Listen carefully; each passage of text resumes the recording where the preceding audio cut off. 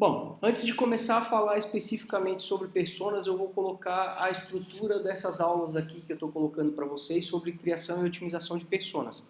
Elas são divididas em 5 tópicos principais, né? O background, né, da onde que surgiu a lógica de tentar trabalhar e otimizar personas, a apresentação de um framework, eu construí um framework em 6 passos que são divididos e apresentados aqui. Também já tem alguns outros vídeos, até com animações e outras explicações mais técnicas para a apresentação desse framework. De qualquer forma, eu vou passar e explicar um pouquinho sobre ele de forma bem rápida aqui. Depois eu mostro uma aplicação prática do framework através de um estudo de caso que eu fiz em cima do meu próprio site, quando a minha base era bem menor do que é atualmente, mas já dá para ter uma boa noção de como aplicar isso. No item 4 é um pouquinho sobre a análise dos resultados e, por fim, algumas constatações que eu pude tirar em cima dessa questão. Com relação ao primeiro tópico, que seria o background, né? Então, eu, Júlio, enquanto alguém com esse viés científico e também como um comunicador, alguém que trabalha com design, com comunicação de maneira geral, sempre tive uma inquietação e uma dúvida quanto ao método de personas quando ele chegou no mercado, né? Não sei dizer ao certo há quanto tempo ele está por aí e é ratificado pelas pessoas que usam, mas eu conheci particularmente esse método de 2012 para 2013 e eu tinha um certo ceticismo em relação a ele. Para mim me gerava uma certa inquietação. Bom, como que eu idealizo um perfil, eu crio algo da minha cabeça e depois desenho todo um design de serviço, ou um design de produto, ou toda uma oferta de marketing em cima de algo que eu mesmo idealizei. Aquilo me deixava um tanto quanto agoniado, porque, bom, qual o valor estatístico, qual o valor de público-alvo, qual o valor de fidedignidade de algo que eu idealizei da minha própria cabeça para uma empresa utilizar e acreditar que o produto dela vai se encaixar em relação a isso, né? Então, as escolas mais antigas de marketing digital, como vocês vão ver aí no slide, ela trabalha na lógica de uma pirâmide invertida, né? Ou seja, você levanta informação de muitas pessoas, entrevista muitas pessoas, levanta muitos dados para ter uma informação pontual. A lógica de personas é um pouquinho diferente. A lógica de personas é que você conheça a fundo um estereótipo padrão, para que em cima desse estereótipo padrão você consiga tirar várias dúvidas e ter vários insights, né? E aí, a partir disso, inferir algumas das dores que essa pessoa vai ter, alguns dos ganhos que ela visa alcançar e algumas tarefas que ela precisa fazer e que a sua empresa, o seu produto ou o seu serviço pode vir a facilitar. Então, a lógica de personas, ela funciona na ideia de uma pirâmide normal, né, com o cume virado para cima. E a pirâmide invertida seria, então, o marketing tradicional como a gente conhece, né, onde se entrevista várias pessoas na pirâmide invertida e se tem uma informação pontual.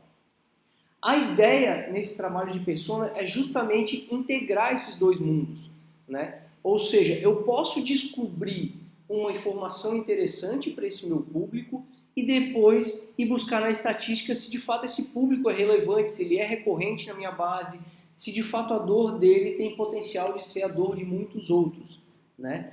Em contrapartida, a estatística ela me dá essa segurança, mas em contrapartida, personas me fazem entender de forma um pouco mais humanizada a dor desse sujeito. Então, eu descubro informações que os dados estatísticos não me dariam.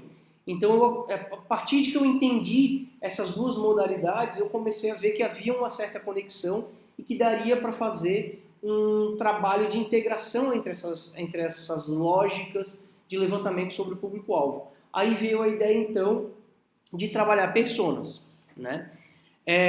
Um outro ponto que vocês podem até achar engraçado aí no vídeo, eu falo sobre o ceticismo alemão, né?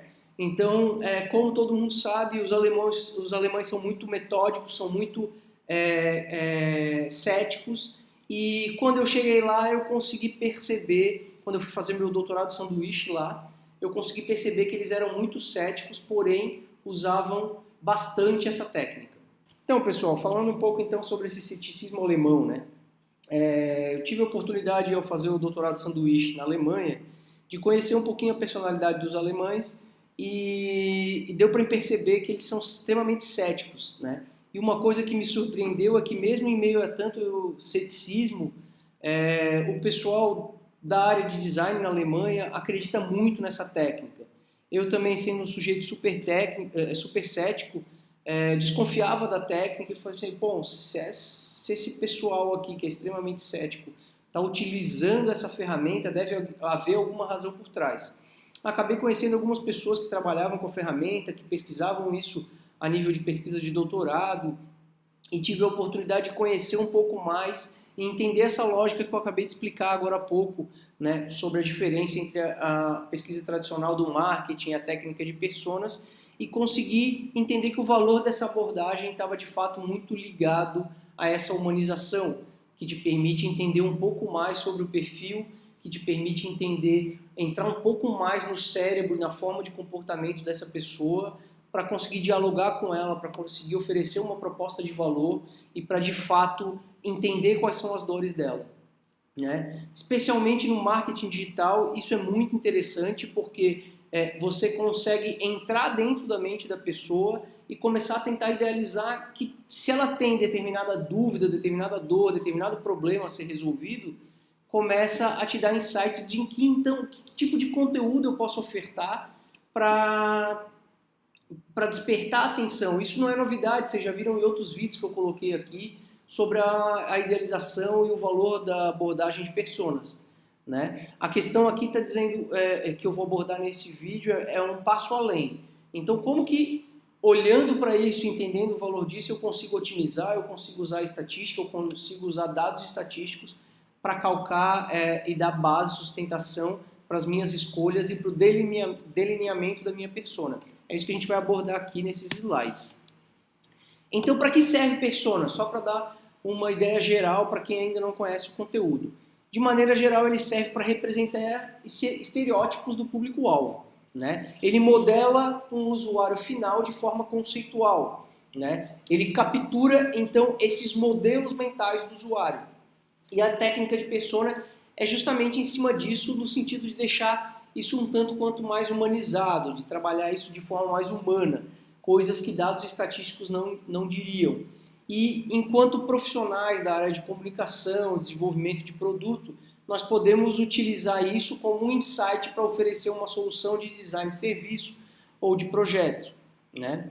Então, essa persona ela vai ser composta por expectativas, experiências, comportamentos, dores e ganhos, né? Então, se eu consigo mapear pós-fato, pós-existência da construção dessa persona e da comunicação, eu consigo de fato avaliar quais foram as experiências que elas teve com a minha interface ou com o meu produto, qual é o comportamento esperado que eu posso esperar em cima dela com base em que personas similares a elas fizeram no passado, quais são as dores e ganhos que eu posso, quais são as dores que eu posso amenizar, que eu posso oferecer um analgésico, um remédio para aliviar um problema e quais são os ganhos que eu posso potencializar, né? É muito comum a gente ver, principalmente no marketing digital e no design, o pessoal falando sobre atender a dor, que é realmente o carro-chefe do entendimento de personas, né? Nós estamos numa era onde as pessoas querem aliviar a dor, né? Mas um outro viés que a gente pode trabalhar, que também é muito interessante, é potencializar o ganho. Então, por exemplo, o sujeito que procura um banco para investir em ações, ele não necessariamente está querendo aliviar uma dor, não é dinheiro que ele está precisando, ele não está pedindo financiamento. Ele quer, de fato, potencializar o ganho dele. Ao invés de render o dinheiro dele na poupança, ele está querendo buscar um fundo de investimento, potencializar ganho, que também é muito interessante e muito interessante trabalhar, otimizar e entender esse perfil para tomar novas decisões, criar novas ofertas de produto. Então, pessoal, aí falando um pouquinho mais sobre essa segmentação do usuário, a ideia e a lógica de personas é que eu consiga entender quais são os estereótipos padrão, né? Então vai dentro daquela ideia do princípio de Pareto, né? Eu vou tentar achar em 2, 3 estereótipos padrão algo que represente a maioria da minha base, né? Pareto vai falar de um 80-20, né? Eu consiga modelar meia dúzia, 3 os 4 usuários que representem a maior parte da minha base, né? Então não faz muito sentido eu criar personas para os estereótipos mais fragmentados, para as exceções da minha base de dados. Eu quero de fato entender as principais recorrências. Então eu vou modelar estereótipos padrão de alguém que é recorrente na minha base, de alguém que está recorrentemente acessando o meu produto, baixando meus materiais, comprando no meu e-commerce, baixando meus conteúdos, enfim, gente que está de fato se envolvendo. Então eu vou criar estereótipos padrão que representam esse perfil e aí entender as dores dele, humanizar e trabalhar com eles. Pessoalmente eu vou colocar aqui algumas das motivações que justificavam a minha ideia em avançar nesse tipo de pesquisa enquanto pesquisa científica, né? Foi um trabalho científico que eu estou apresentando aqui para vocês que foi publicado em algumas revistas científicas, né?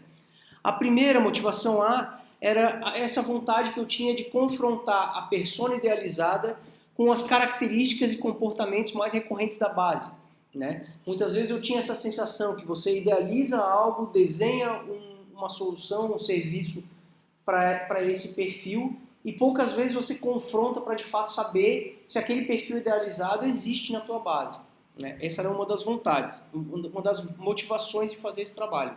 A segunda motivação era que eu, levantando um pouco de informações sobre pessoas que trabalham com isso, eu descobri um dado da Sintel de 2016 que fala que das empresas de marketing que utilizaram personas e as atualizaram nos últimos 6 meses, elas excederam a meta de receita em até 7,4 vezes do que homônimos que não fizeram essa atualização. Então isso me mostra, deixa bem claro que vale muito a pena atualizar as personas, mais interessante ainda se você fizer isso de forma mais estatística, em cima de base de dados e não única e exclusivamente em cima do empirismo, né? Ou de uma relação mais interpessoal. Você pode estar influenciado muito por um perfil específico que foi mais marcante na conversa. A estatística elimina um pouco isso. Quanto maior for a tua base de dados, maior vai ficando característica a recorrência. E uma terceira motivação é de tentar trazer de fato um pouquinho mais de profundidade e densidade para o tema. Vamos lá. Então, a origem dessa palestra, como eu antecipei para vocês, é de um artigo que foi publicado na revista Educação Gráfica, uma revista científica da Unesp, que vocês podem dar uma consultada, ele está disponível no meu site, também está disponível nos materiais que eu estou colocando aqui, né? Ela tem como título a proposta de um framework para validação de personas. Foi um estudo de caso com base em dados estatísticos do meu site, que eu utilizei análise de clusters e a própria análise de planilha via Excel.